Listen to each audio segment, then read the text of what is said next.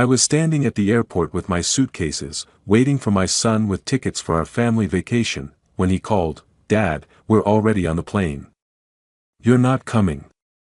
I heard Olivia, his wife, giggling softly in the phone. "We'll finally have a vacation without this old man." My hands were trembling with resentment, but at that moment I realized that they would regret it. Before we continue, please subscribe to the channel and let us know where you are listening in the comments. I stood in the middle of Portland International Airport, the terminal buzzing like a hive. My old suitcase, its handle worn smooth from years of use, sat heavy by my feet.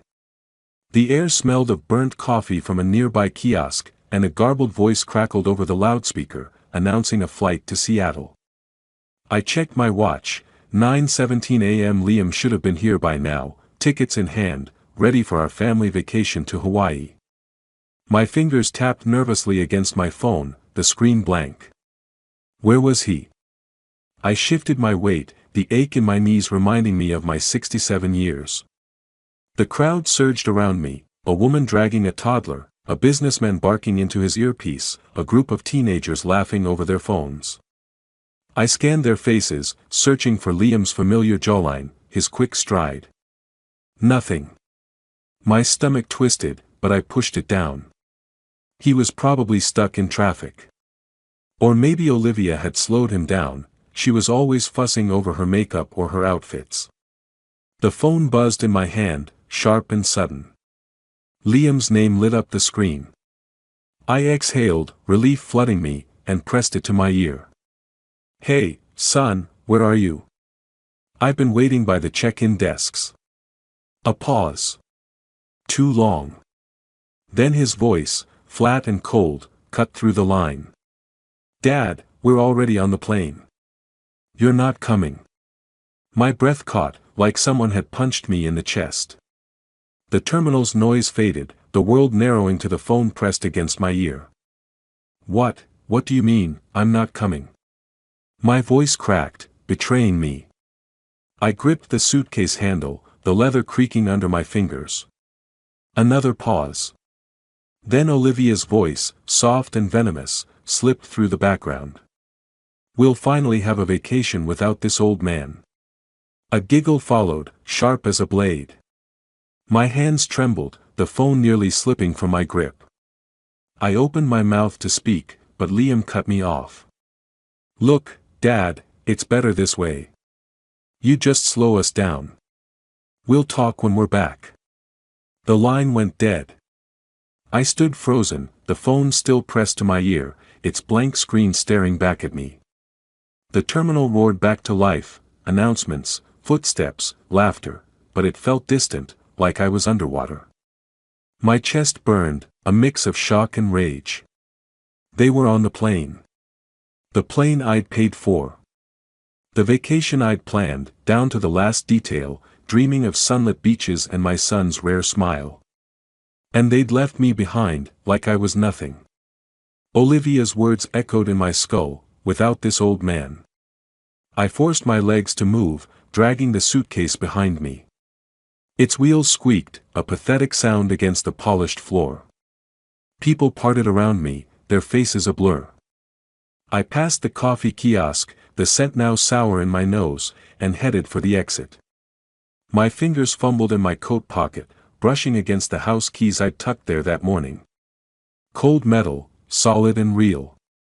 Unlike my son's promises. Outside, the air was sharp, April's chill biting through my jacket. A line of yellow taxis idled at the curb, their drivers chatting in clusters. I raised a hand, and one peeled away, pulling up beside me. The driver, a wiry man with a graying beard, hopped out and grabbed my suitcase. "Rough morning?" he asked, tossing the bag into the trunk. I didn't answer, just slid into the back seat. The door slammed shut, sealing me in with the faint smell of pine air freshener. My hands were still shaking, knuckles white as I clenched them in my lap. Olivia's giggle played on a loop in my head, each note fueling the fire in my chest. They thought they could humiliate me, discard me like an old coat. But they were wrong. The driver climbed in and glanced at me in the rearview mirror. "Hey, buddy. You okay? Where we headed? I stared out the window, the airport shrinking behind us. My reflection flickered in the glass, gray hair, lined face, eyes harder than I'd ever seen them. They'd regret this. All of it.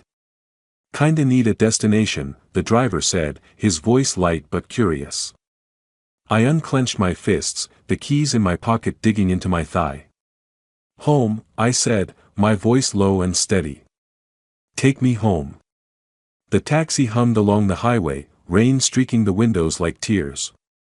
Portland's skyline blurred in the distance, a gray smear against the April sky. I sat in the back seat, my hands folded tightly in my lap, the house keys in my pocket pressing into my thigh. The driver's radio played a soft jazz tune, barely audible over the patter of rain and the occasional squeak of the wipers. The air smelled of worn leather and faint cigarette smoke, clinging to the seats.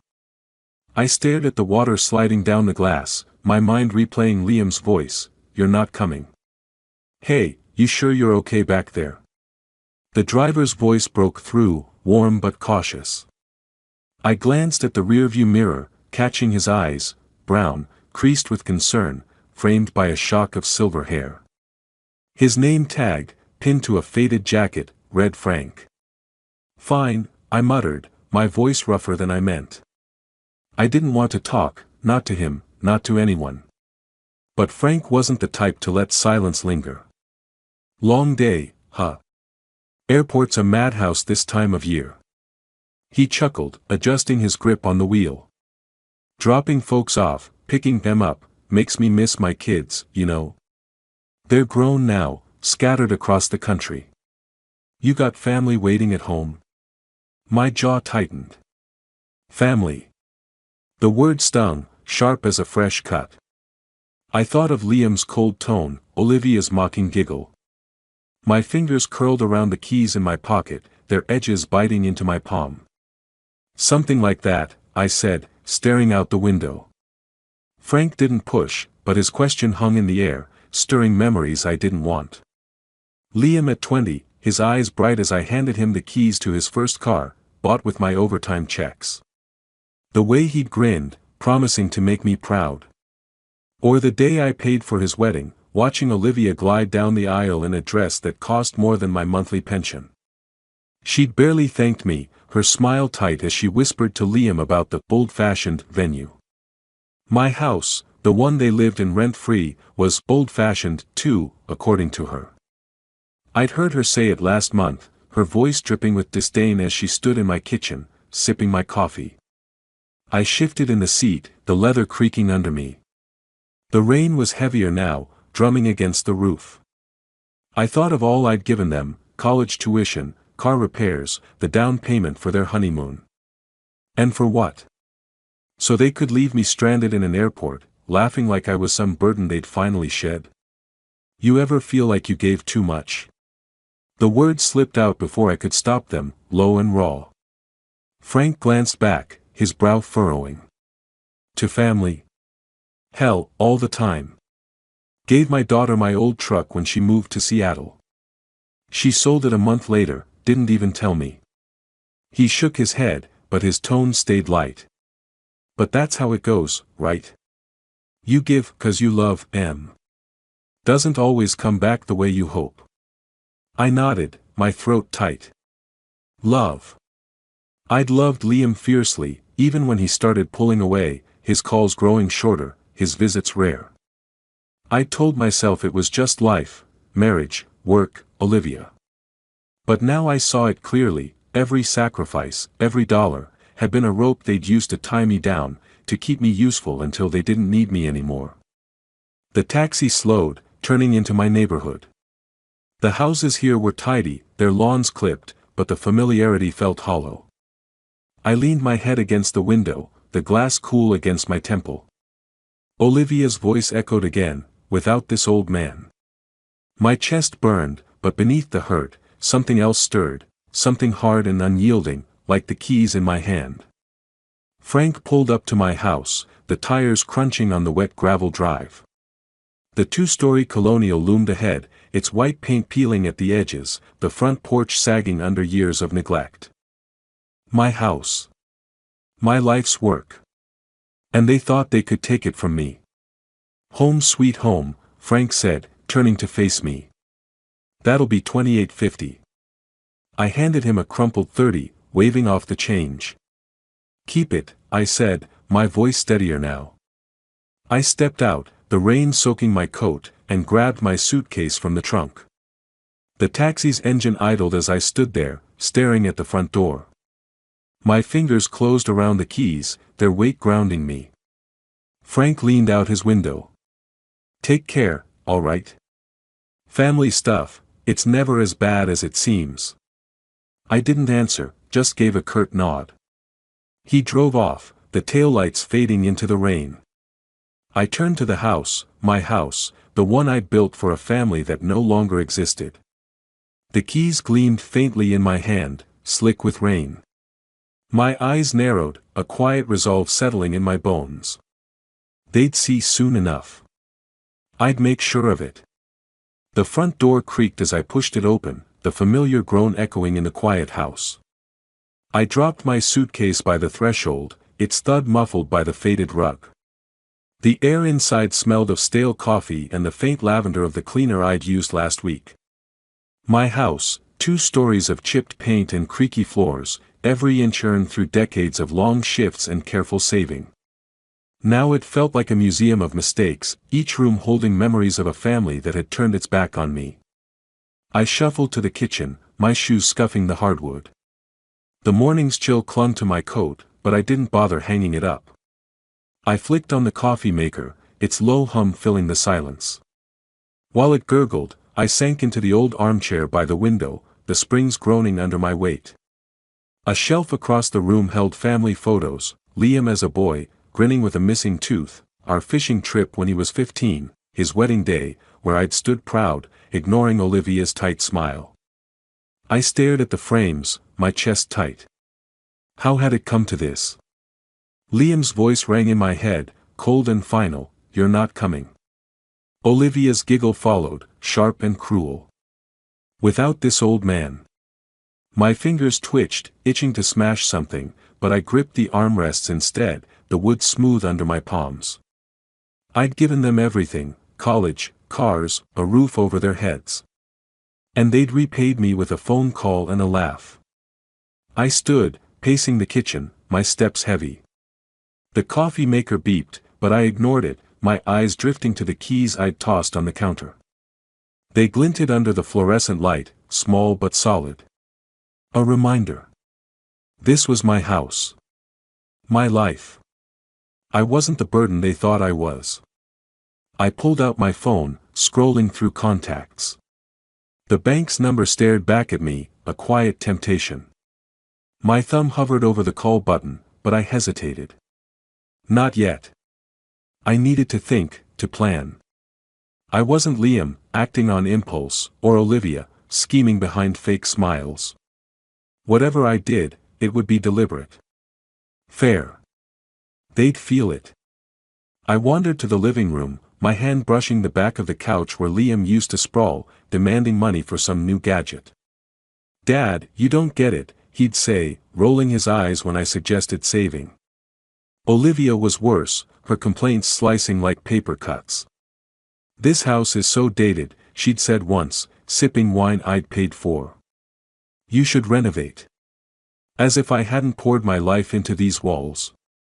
I stopped by the fireplace, my gaze landing on another photo, Liam and me at his graduation. I'd worked double shifts to cover his tuition, never complaining. He'd hugged me that day, promising to make me proud. A lie, I saw now. My throat burned, but I swallowed it down. No tears. Not for them. I thought of their voices in the airport, the ease with which they'd cut me out. They thought I was weak, a pushover who'd keep giving no matter what. They were wrong. I wasn't that man anymore. The man who'd stood in that terminal, shocked and trembling, was gone. In his place was someone else, someone who wouldn't let this go unanswered. I crossed to the window, the curtains rough against my fingers as I pushed them aside. The front yard stretched out, the grass patchy from neglect. Beyond it, the neighborhood was quiet, the rain slowing to a drizzle. I could see Elaine's house next door, her porch light glowing faintly. She'd understand, maybe. She'd lost her husband, faced her own betrayals. But this wasn't her fight. It was mine. My reflection stared back from the glass, eyes sharp and unyielding. I thought of the bank, the accounts I'd set up for Liam, the mortgage I'd paid off alone. They lived here because of me, slept under my roof, ate my food. And they thought they could discard me? No. They'd learn what it meant to cross me. I stepped back, my hand brushing the keys on the counter again. Their weight was a promise, a tether to the life I'd built. I wouldn't let them take it. Not anymore. Enough, I whispered, my voice steady, cutting through the house's silence. I turned from the window, my gaze settling on the yard again. You'll see. The faint hum of my old computer filled the study, its glow casting shadows across the cluttered desk. A half-empty coffee mug sat beside me, the bitter scent mixing with the musty smell of old books and paper. Outside, the rain had slowed to a drizzle, pattering softly against the window. My house felt too quiet, the kind of silence that pressed against your chest. I held my phone, the bank's number glowing on the screen. My thumb hovered over the call button, a knot tightening in my stomach. I thought of Liam, swiping my card for overpriced cocktails, and Olivia, her voice dripping with disdain, will finally have a vacation without this old man. The memory burned, pushing past the hesitation. They'd taken enough, dinners, clothes, that damn trip to Hawaii I'd funded. No more. I pressed the button. The line clicked, and a calm female voice answered. First Pacific Bank, this is Karen. How can I assist you? I cleared my throat, steadying my voice. This is Robert Cunningham. I need to make some changes to my account. Immediately. Karen's tone was professional, unruffled. Of course, Mr. Cunningham. Can you verify your account details? I rattled off the numbers, my eyes drifting to the keys on the desk. They glinted faintly, a reminder of the house I'd built, the life I'd earned. The one they thought they could leech off forever. Karen typed in the background, her keyboard clicking softly. All right, sir. What changes would you like to make? I want to revoke access for my son, Liam Cunningham, and his wife, Olivia. They're listed as authorized users on my secondary card. I need that stopped. Now. My words came out harder than I'd meant, but I didn't care. The chair creaked as I leaned forward, my free hand curling into a fist. A pause. I see. Can I ask for clarification? Are you removing their access permanently, or is this a temporary hold? Permanent, I said, my voice like steel. They're not to touch my accounts again. Karen's tone softened, just a fraction. I understand. I'll need to confirm a few details to process this. Can you provide the last 4 digits of the card in question? I gave her the information, my pulse quickening. Part of me, a small, stubborn part, wanted to hang up, to pretend this wasn't happening. Liam was my son, after all. I'd spent years telling myself his coldness was just a phase, that Olivia's barbs were just her nature. But the airport, that phone call, had shattered the lie. I wasn't their bank. I was their father, and they'd spat in my face. All right, Mr. Cunningham, Karen said after a moment. I've removed Liam and Olivia Cunningham as authorized users. The change is effective immediately. They won't be able to use the card anymore. Would you like me to send a confirmation email? Yes, I said, exhaling. Thank you. You're welcome. Is there anything else I can help with? No. That's all. I ended the call, the phone heavy in my hand. For a moment, I just sat there, staring at the desk. The coffee had gone cold, a thin film forming on its surface. I'd done it. The first step. A strange mix of relief and dread churned in my gut. What would they do when they found out? Scream? Beg? I almost wanted to hear it. I stood, my knees protesting, and crossed to the window. The yard stretched out, patchy and wet, the neighbor's porch light glowing faintly through the mist. Elaine's house. She'd probably be up, sipping tea, ready to talk my ear off about her garden. But this wasn't her business. Not yet. My gaze fell back to the keys on the desk. I picked them up, their cool weight grounding me. This house, this life, it was mine. Not theirs. I closed my fist around the keys, the edges biting into my palm. Let them feel what it's like to lose something. The phone buzzed, snapping me out of my thoughts. A text notification lit up the screen, Liam's name. My heart skipped, but I didn't open it. Not yet. A slow smile crept across my face, sharp and unfamiliar. Let them squirm. I slipped the phone into my pocket and turned back to the window, the keys still in my hand. The rain had stopped, leaving the world quiet and still. Too quiet. I sat back in my study, the phone still warm from the bank call, and let my mind drift to Hawaii. I could picture it perfectly, Liam and Olivia, smug and carefree, lounging in some overpriced hotel restaurant. The kind with white tablecloths and crystal glasses that caught the light just so. The air would smell of plumeria and salt, the ocean's murmur drifting through open windows. They'd be laughing, toasting their victory over me, oblivious to the storm I just unleashed. I imagined the moment it hit. There at their table, Liam in some flashy shirt, Olivia with her perfect nails tapping the stem of a wineglass. The waiter, young, polite, probably used to entitled tourists, slides their card back across the table. "I'm sorry, sir," he says, his voice low. The payment was declined. Liam's laugh would falter, his brow creasing. "That's impossible. Run it again." He'd lean forward, all confidence, as if his charm could fix a computer's verdict. The waiter would nod, retreating, but the second attempt would fail too. I could see Liam's face redden, his fingers drumming the table.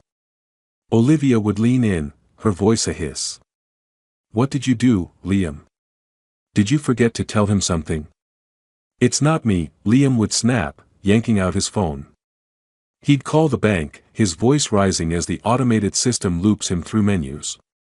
Olivia's eyes would narrow, her napkin twisted in her hands. Then it would click. "It's him," she'd say, her voice low and venomous. "Your father." Back in my study, I leaned back in the chair, the wood creaking under me. The phone buzzed again, another message from Liam. I ignored it, letting the silence stretch. I knew what was coming. I'd heard their voicemails already, each one angrier than the last. I played them now, the speaker crackling as Liam's voice filled the room. "Dad, what the hell is this?" His tone was sharp, teetering on panic. "The card's not working. We're stuck here. Fix it. Now." The next one was Olivia, her voice like ice. "You think this is funny, Robert? Blocking our card? You're ruining our trip. You're pathetic." I let the messages play, their words washing over me. Pathetic. That's what they thought. But they were the ones scrambling, their perfect vacation crumbling because they'd underestimated me. I pictured them back in their hotel room now, the ocean view mocking them. Liam pacing, phone in hand, redialing me uselessly. Olivia perched on the bed, her arms crossed, plotting. "You idiot," she'd say, her voice cutting. "You said he'd never do this. You said he was too soft." "Don't start," Liam would fire back, raking a hand through his hair. "I didn't think he'd go this far. He's never pushed back before." "Well, he has now," Olivia would retort, her eyes flashing. "And we're screwed unless you figure this out." I could almost hear the wheels turning in her head. Olivia was clever, too clever.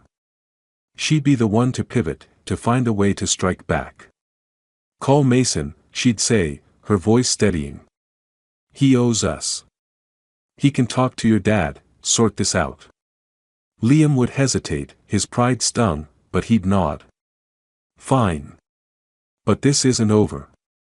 He's going to regret this. My phone buzzed again, pulling me back to the study. Another voicemail. I played it, Liam's voice low and menacing. You think you're clever, Dad?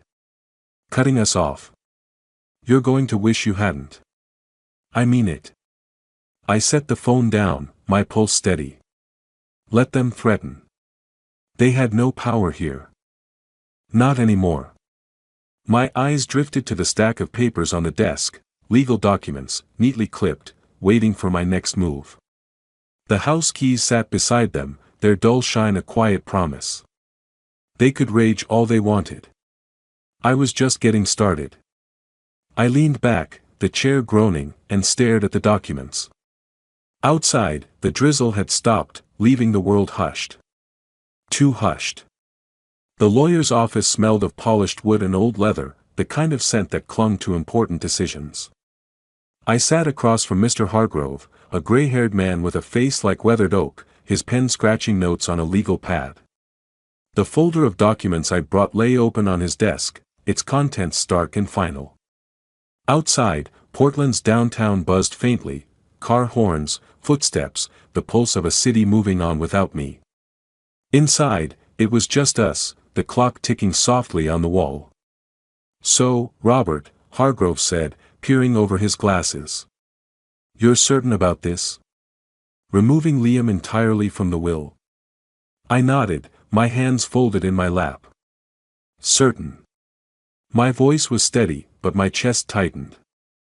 Liam's face flashed in my mind, his grin at 16, holding up a trout we'd caught together. Then his voice from yesterday, cold and accusing, you're going to regret this.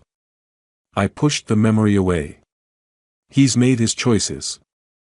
Hargrove raised an eyebrow, his pen pausing.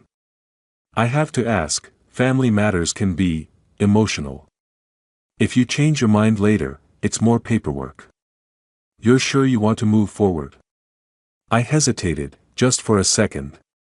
I thought of Liam's birthday last month, how I'd called and left a voicemail, my voice cheerful, only to get a text back hours later, busy, Dad. Talk later. No call came. Olivia's words echoed too, sharp and mocking. They didn't deserve my loyalty. Not anymore. I'm sure, I said, meeting his gaze. Let's do it. Hargrove nodded, jotting something down. All right. I'll draft the new will. You'll need to sign it, and we'll need a witness. Should be straightforward. He slid a form across the desk, his pen clicking. Anything else you want to add? Beneficiaries, specific bequests. I thought of the house, the keys I'd left on my desk that morning. The house stays mine, I said. For now, no beneficiaries. I'll decide later. He scribbled again, then looked up. Fair enough. I'll have this ready by tomorrow. You can come back to sign. I stood, shaking his hand, the folder tucked under my arm. The weight of it felt right, like a shield. As I stepped toward the door, a familiar voice stopped me. Robert? That you? I turned to see Elaine Thompson, my neighbor, standing in the hallway. Her gray curls were tucked under a scarf, her eyes bright despite the lines around them. She held a paper cup of coffee, the steam curling upward. Didn't expect to see you here, she said, her voice warm but curious. Elaine, I said, managing a small smile. Just, handling some business. Her gaze flicked to the folder, then back to me. Sounds serious. Got a minute for a coffee? There's a place across the street. My treat. I hesitated, but her warmth was hard to refuse. Sure, I said, following her out. The lawyer's door clicked shut behind us, the sound sharp in the quiet hall. The cafe was small, its air thick with the scent of roasted beans and cinnamon. We settled at a corner table, the clink of cups and low chatter surrounding us.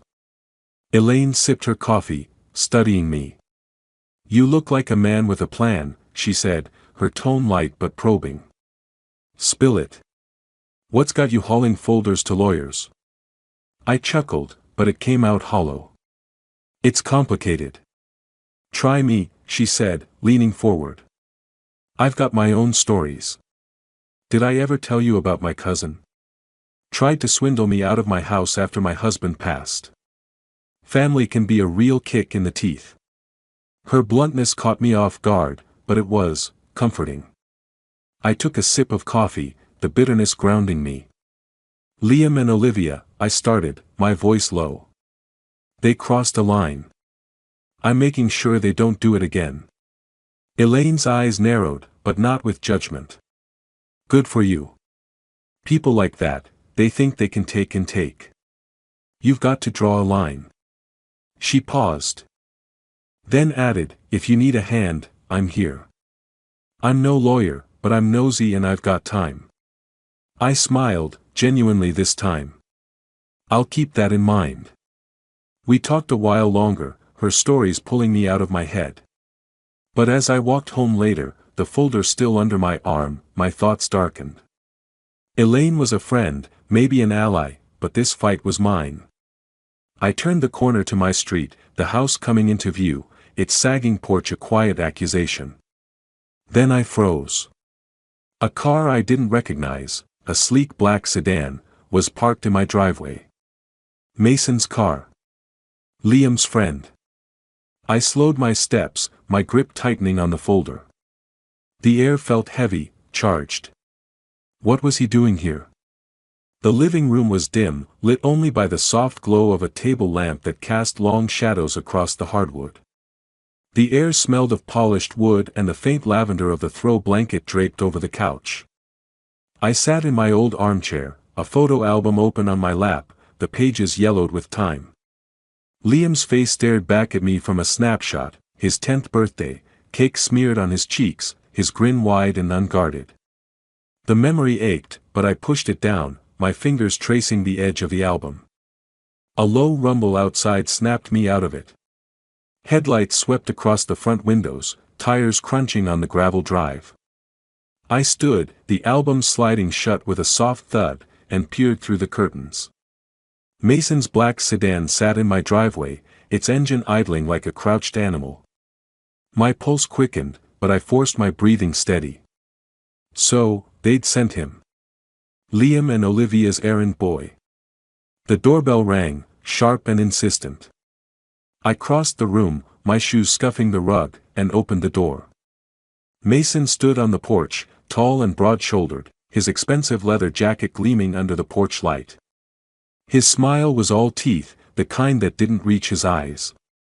"Evening, Robert," he said, his voice smooth as oil. "Mind if I come in?" I didn't move, my hand resting on the doorframe. "What do you want, Mason?" His smile tightened, but he stepped closer, lowering his voice. "Just a quick chat. About Liam and Olivia. You've got them in a bit of a bind, you know." He tilted his head, like we were old friends sharing a joke. I kept my expression blank. "They put themselves there. Say what you came to say." Mason chuckled, but it was forced. He glanced over his shoulder, then back at me. "All right, straight to it.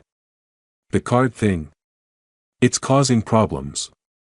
They're stuck in Hawaii, can't pay for anything. You need to fix it." My jaw clenched, but I kept my voice even. "It's my money. My choice. They don't get to demand anything anymore." His smile vanished, replaced by a hard glint in his eyes. He leaned in, his voice dropping to a growl. "Come on, Robert. You don't want to make this messy. Liam's your son. He deserves your help. Always has." I remembered Mason's help years ago, borrowing $500 for a business deal he never repaid. My fingers tightened on the doorframe.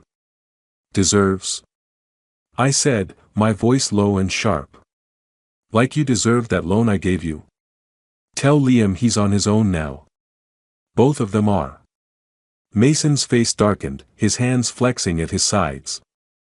You're making a mistake, old man. Liam's not going to let this slide. You think you can just cut him off? He's got plans, and you're not going to like them. I stepped forward, close enough to smell the cologne he'd doused himself in. Tell him to try me, I said, each word deliberate. Now get off my porch. For a moment, he didn't move, his eyes locked on mine. Then he snorted, stepping back. This isn't over, he said, jabbing a finger at me. You'll see.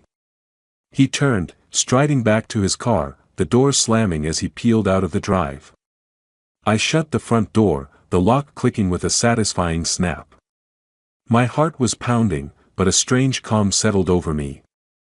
They thought they could bully me, send their lackey to scare me straight. They were wrong. I crossed to the window, pulling the curtain aside to watch Mason's taillights disappear into the night. The neighborhood was quiet, the only sound the faint chirp of crickets.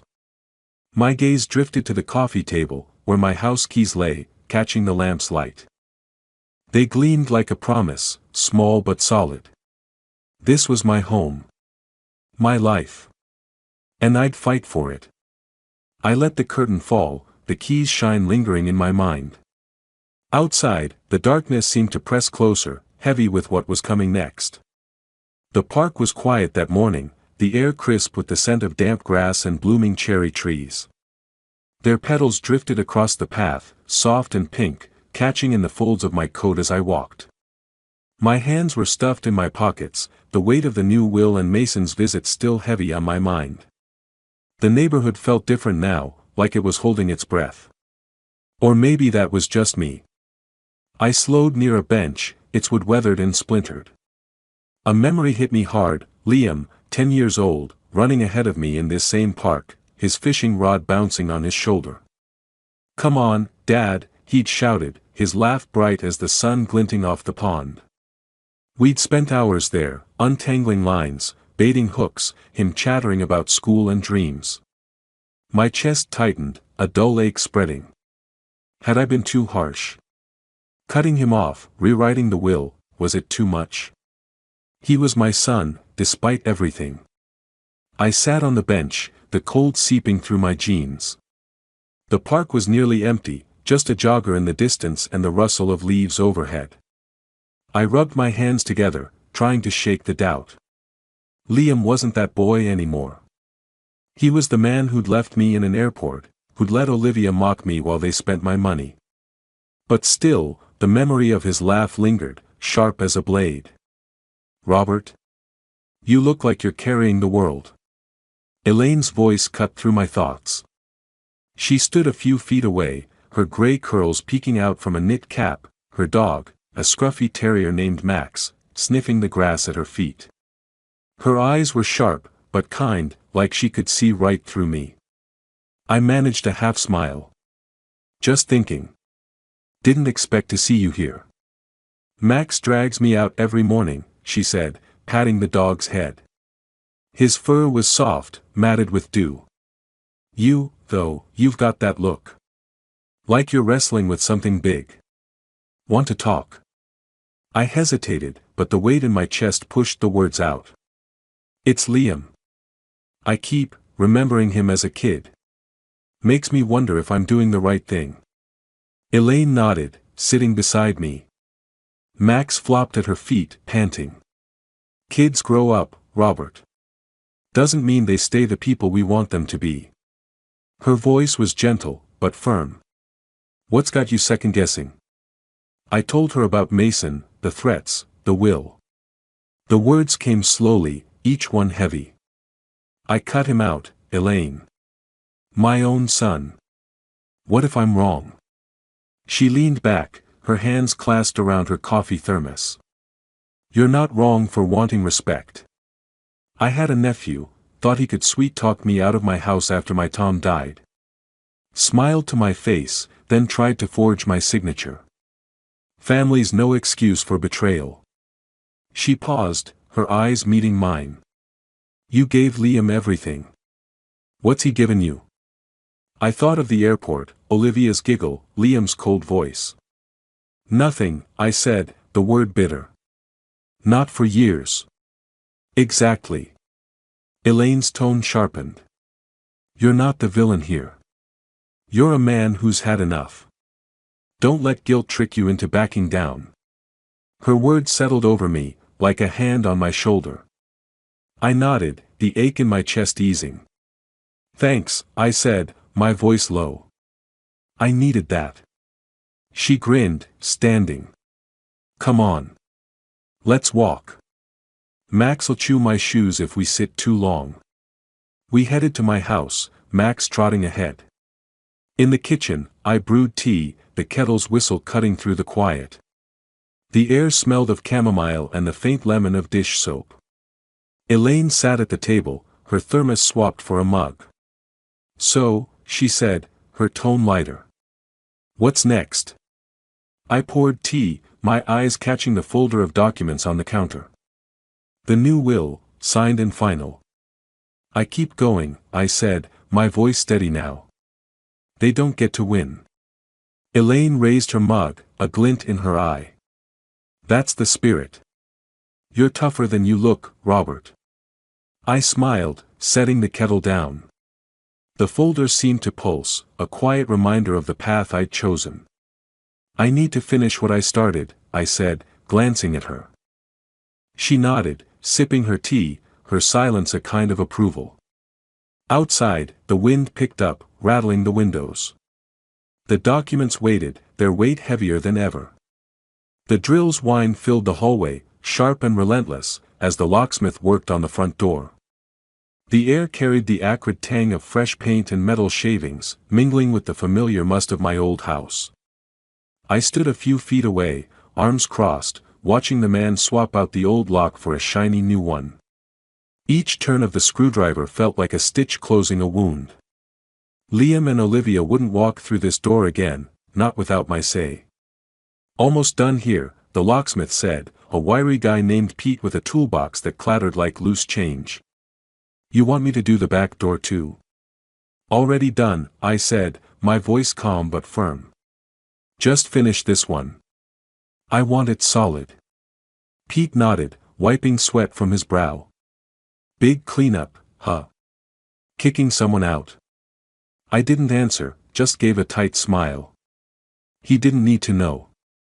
The new keys sat in my pocket, their edges pressing into my thigh, a quiet reminder of the line I was drawing. My house. My rules. I turned and headed upstairs, my footsteps heavy on the creaky steps. Liam and Olivia's bedroom door was ajar, the room a snapshot of their carelessness, clothes strewn across the bed, a half-empty coffee mug on the nightstand. I grabbed a stack of cardboard boxes from the hall and started packing. Olivia's designer dresses, each one a jab at my bank account, went in first, their silk slipping through my fingers like water. Liam's gadgets followed, his smartwatch, a gift from me for his last birthday, its screen still smudged from his fingers. Every item was a memory of my generosity, their ingratitude. I worked methodically, folding, stacking, sealing. The act was strangely satisfying, like reclaiming pieces of myself. I paused at a photo on their dresser, Liam and Olivia at some beach, their smiles smug. I tossed it into the box without a second glance. Let them keep their memories. They wouldn't keep my home. Pete's drill stopped, his voice calling up. All set, Mr. Cunningham. Want to test the keys? Be right down, I shouted, taping the last box shut. I carried it downstairs, the weight tugging at my arms, and stacked it with the others in the yard. The grass was damp, the April air cool against my skin. The boxes formed a neat row, a silent eviction notice. I pulled a note card from my pocket, scribbled a message, "You don't live here anymore," and tucked it under the top box's flap.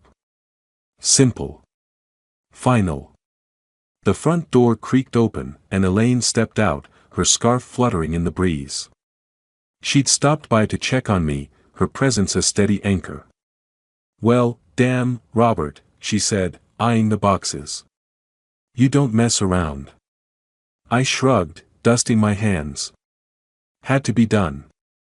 She nodded, her eyes scanning the yard. They're going to lose it when they see this. You sure you're ready for the fallout? They've had their chances, I said, my voice low. I'm done waiting for them to change. Elaine's lips twitched, almost a smile. Good. But keep your eyes open. People like them don't go quietly. I glanced at her, the warning settling in.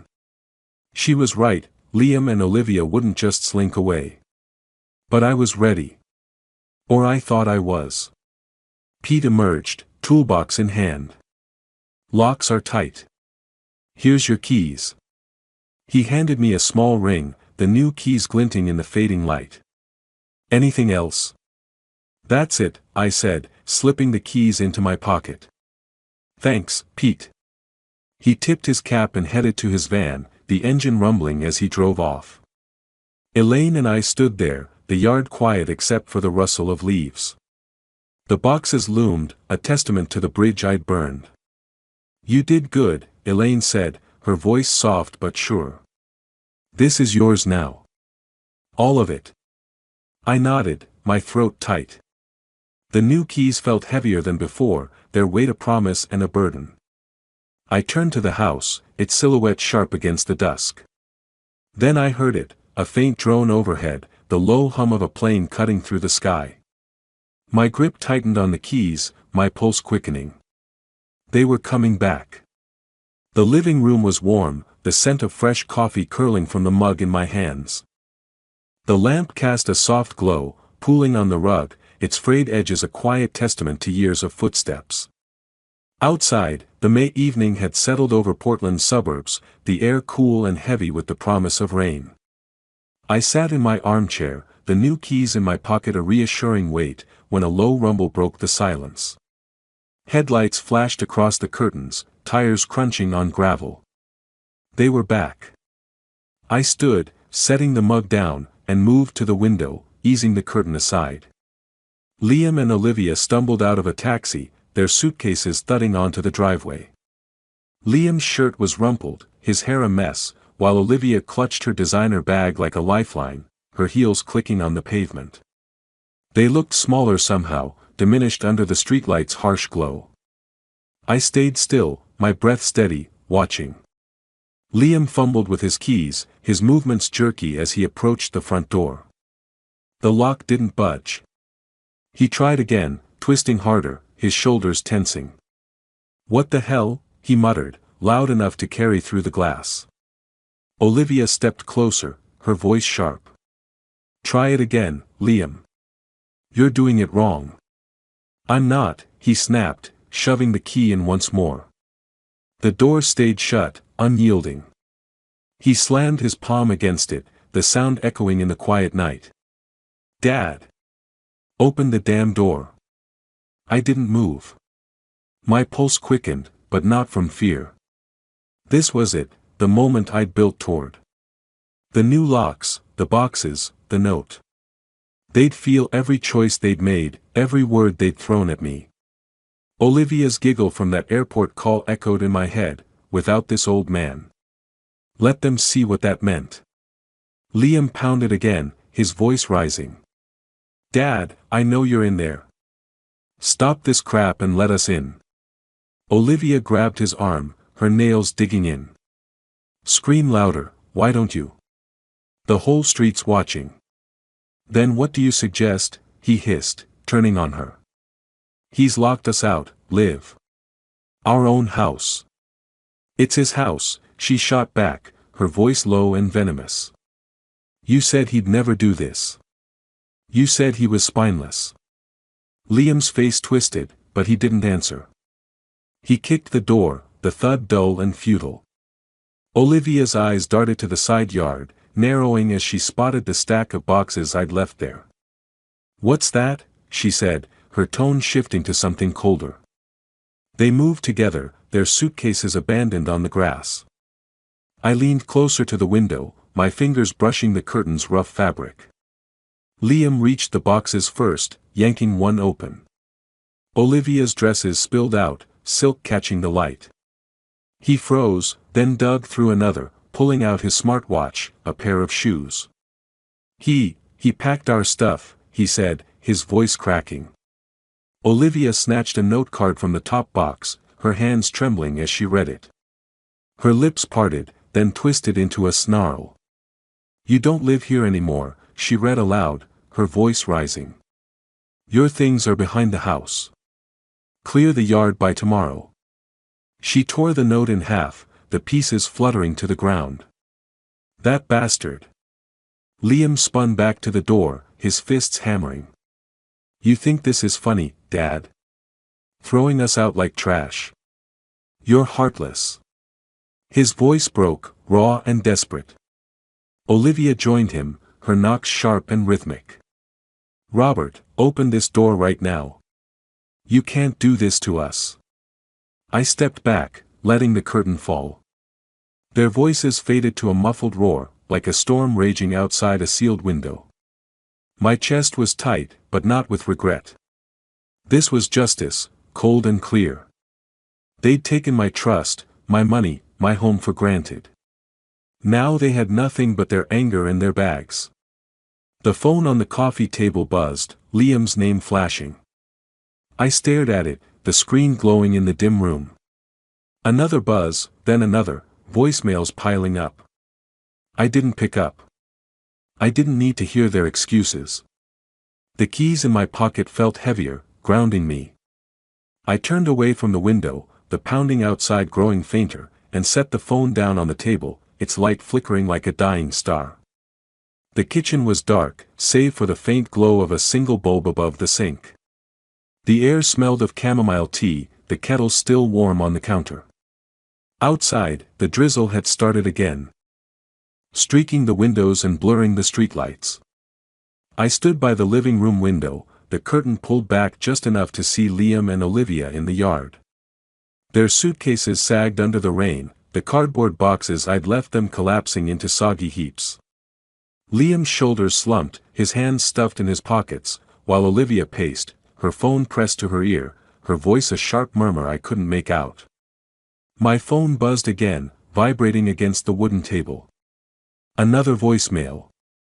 I picked it up, the screen cold against my palm, and played the message. Liam's voice crackled through, strained and raw. "Dad, come on. This is crazy. You can't just lock us out. Where are we supposed to go? Open the door, please." A pause, then quieter, "I'm sorry, okay? Let's talk." The next message was Olivia, her tone tight, like she was forcing the words out. "Robert, we messed up. I get it. Can you just let us in? We can work this out. Please." Her voice wavered, a crack in her usual polish, but it didn't move me.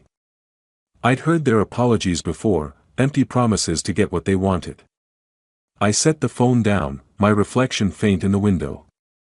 They were still out there, Liam dragging a suitcase toward the curb, Olivia gesturing wildly as she spoke into her phone. I imagined them piling into a taxi, the driver casting curious glances as they directed him to some cheap motel on the edge of Portland. The kind of place with flickering neon signs and carpets that smelled of mildew. I could picture them in a cramped room, the walls thin, the bed creaking under their weight. Liam would slump on the mattress, his face buried in his hands, while Olivia paced, her heels clicking on the linoleum. "You told me he wouldn't do this," Olivia would hiss, her voice low to avoid the neighbors. "You said he was too weak to stand up to us." Liam would snap back, his patience frayed. "I didn't think he'd go this far, Liv. He's never fought back before. How was I supposed to know?" "You should have known," she'd retort, throwing her bag onto the bed. "That stunt at the airport was your idea. Leave him behind, you said. He'll get over it. Now look at us." "Don't pin this on me," Liam would growl, standing to face her. "You're the one who kept pushing, whining about his house, his money. You wanted this life as much as I did." Olivia's eyes would flash, but her voice would drop, cold and cutting. "We're not done. We'll go back tomorrow. Beg if we have to. He's got to crack eventually. I blinked, pulling myself back to the kitchen. The image was so vivid I could almost smell the motel's stale air. My phone buzzed again, but I didn't check it. Their voices, their panic, it was proof of their weakness. They'd built their lives on my generosity, and now, stripped of it, they were floundering. I felt no pity, only a quiet calm, like the stillness after a storm. I poured myself a cup of tea, the steam curling upward, and sat at the table. The wood creaked under my elbows, familiar and solid. My eyes fell on a small note card tucked under a stack of bills, Elaine's handwriting, neat and looping. Coffee tomorrow? My treat. E. I smiled, the tension in my chest easing. She'd been there through all of this, a steady voice cutting through the noise. Tomorrow, I'd tell her everything, share the weight of this victory. The rain tapped against the window, a soft rhythm. I sipped my tea, the warmth spreading through me, and let the note card rest in my hand. Outside, the yard was empty now, their suitcases gone, the boxes a ruined pile. They'd lost. And I was still here. The cafe was a warm haven, its air thick with the scent of roasted coffee and fresh pastries. Sunlight streamed through the wide windows, glinting off the wooden tables and the polished counter where baristas chatted over the hiss of the espresso machine. I sat across from Elaine, my hands wrapped around a ceramic mug, the heat seeping into my palms. Her gray curls bounced as she leaned forward, her eyes bright with curiosity. So, she said, stirring her latte, how's it feel to be the king of your castle again? I chuckled, the sound lighter than I'd expected. Feels right, I said, my voice steady. Quiet, but right. She grinned, tapping her spoon against the mug with a soft clink. Damn straight. You showed Robert.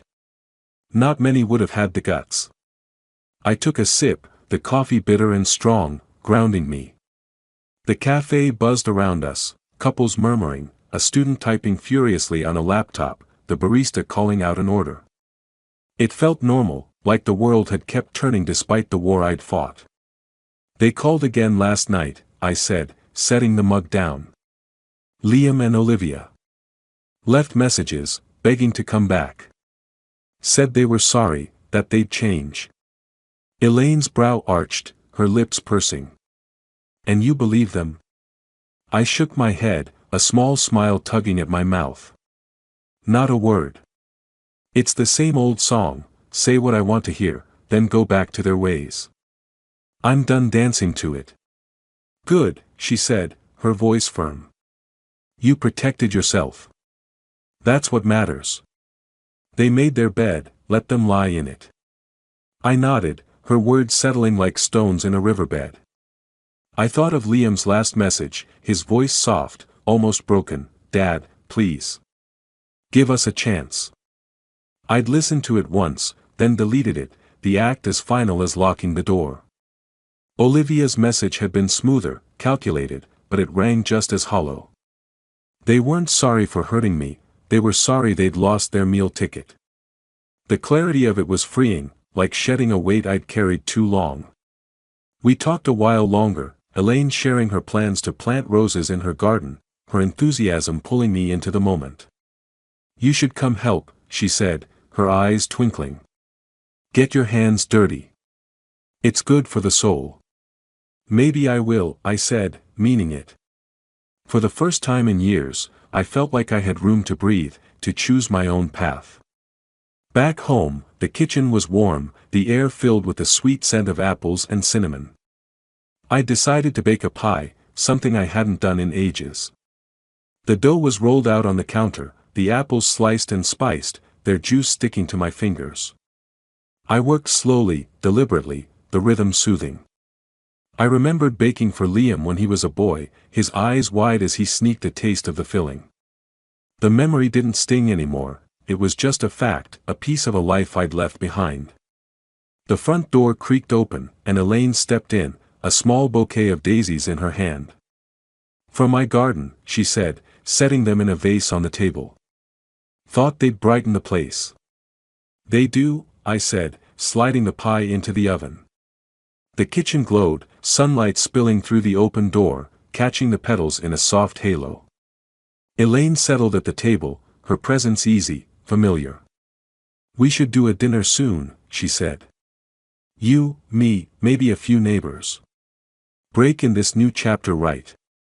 I smiled, wiping my hands on a towel. "I'd like that." She leaned back, her fingers tracing the vase's edge. "You're going to be okay, Robert. Better than okay."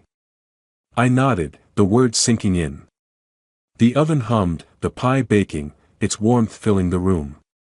I thought of Liam and Olivia, somewhere out there, scrambling to rebuild without me. I didn't wish them harm, just distance. This house, this life, was mine again. And for the first time in years, I felt like I was home. The sunlight shifted, bathing the kitchen in gold. I stood by the counter, the daisies bright against the wood, and let the moment hold me. Whatever came next, I was ready. If you liked this story, please like this video, subscribe to the channel, and share your impressions of this story in the comments. To listen to the next story, click on the box on the left. Thank you for watching.